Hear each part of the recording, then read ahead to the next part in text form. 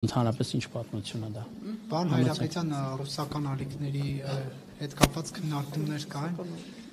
Մի խոչընդոտ է, ինչ փուլում են հիմա այդ քննարկումները,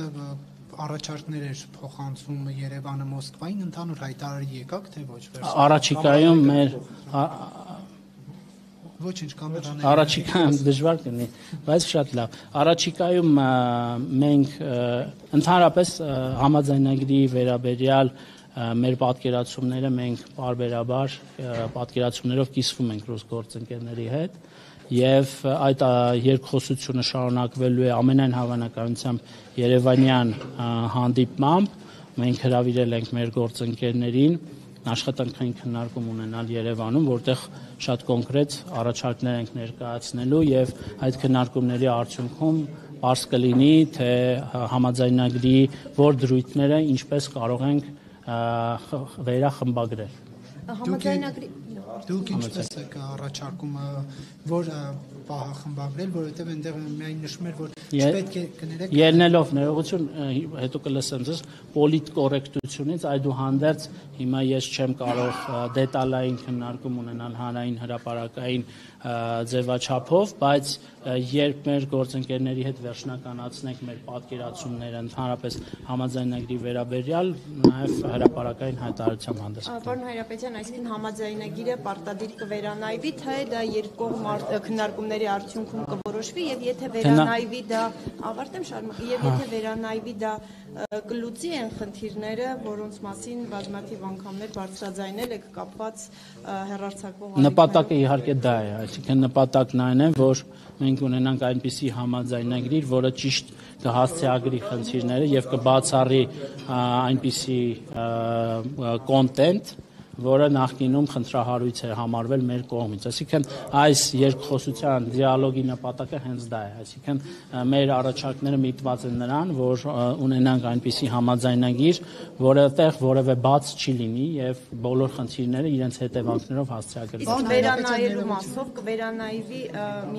նշանակ է դա, պետք է քննարկեք դա։ Հայկական կողմի դիրքորոշումը դա է։ Որ պետք է վերանայվի։ Պարոն Հայրապետյան, իսկ ռուսական հեռուստաալիքները հանրային մուլտիպլեքսից ընդհանրապես հանելու հարց ինչու չի դրվում։ Ինչու է հայկական մուլտիպլեքսը ռուսական հեռուստաալիքները։ Որովհետև 2020 թվականի վերջին Հայաստանը 7 տարով տվել է լիցենզիա եւ գոյություն ունի երկու կողմերի կառավարությունների միջև ստորագրված փաստաթուղթ։ Եթե խանգարում պարոն Հայրապետյան գնեք, բայց այդ նույն բանով նաև պետք է ճիշտ է, մեր համեկը մի բան չի, բայց նաև պետք է դրա շրջանակներում Ռուսաստանում հեռարձակվեր Հայաստանի հանրային հեռուստալիքը, բայց մինչև հիմա այդ կետը չի պահպանվել։ Նայեք, հիմա մի քիչ առաջ խոսում էինք քաղաքական գործիչների, լրագրողների նկատմամբ, չէ, էթիկայից, չէ, դուք ինձ մի խնդրեք ոչ մի բան, եկեք ես պատասխանեմ ձեր հարցին, հետո էլի կլսեմ։ Ես տեսնում եք, սիրով պոլեմիկայի մեջ եմ մտել, ձեզ հետ սադրվել եմ արդեն իսկ։ Ես առաջարկում եմ, որ ընդհանրապես այդ հմեկը մի բան չի, յուրաքանչյուր մարդ մի հատ, երբ որ երկրորդ, երրորդ կողմին մեղադրում է, մի հատ իր վարքագիծը մի հատ վերաիմաստավորի եւ պրոֆեսիոնալ լրագրողին հարիր պահվածք դրսեւորի։ Կարող եմ խնդրել ձեզ հետագայում սա նկատի ունենալ։ Հիմա կարող եք իմ հարցին պատասխանել բովանդակային։ Որովհետեւ նաեւ ձեր վճարված հարկերից է հմեկը աշխատում եւ նաեւ հանրային սեփականությունը հմեկը։ Պատկերացրեք ինչու եմ ասում։ Ինչ վերաբերում է հմեկի Ռուսաստանում հեռարձակվելուն,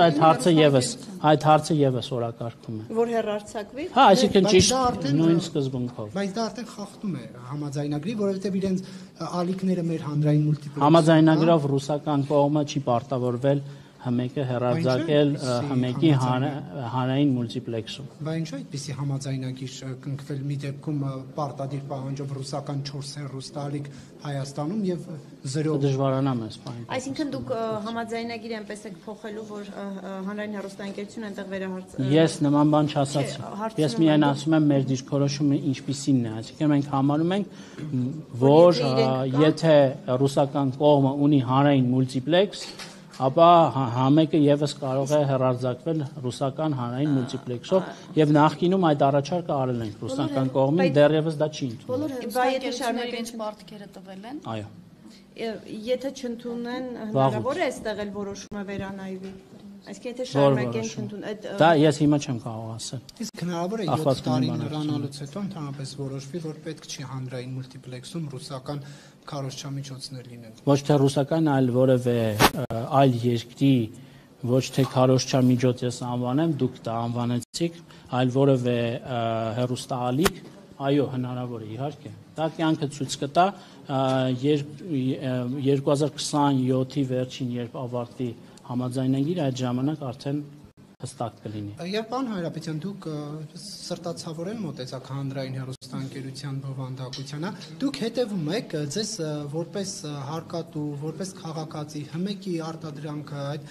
շեշտադրումները բավարարում են։ Ոչ շեշտադրումը։ Դա թե ինչպես են օրհասական խնդիրներն օրինակ լուսաբանում, օրինակ որ նայում ես լրատվական գլխավոր թողարկումը եւ այնտեղ չկա գերիների, Բաքվում պահվող գերիների հետ կապված ընդհանրապես անդրադարձ, բայց օրինակ կա Սիրիայում կամ այլ երկրում տեղի ունեցող իրադարձություններին անդրադարձ։ Դե եթե նման մտահոգություններ կան, իսվեք մեզ հետ, ես պատրաստակամություն եմ հայտնում հանրային հեռարձակողի խորհրդի հետ, որը ըստ էության հիմնական մանդատը կրողն է, պատասխանատվությունը կրողն է,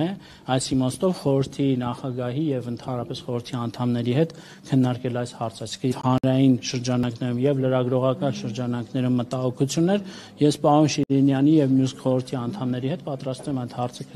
քննարկման առարկա դարձնել։ Նայում եք դուք։ Ինչպես։ Երանի այդ ժամանակը ունենայի։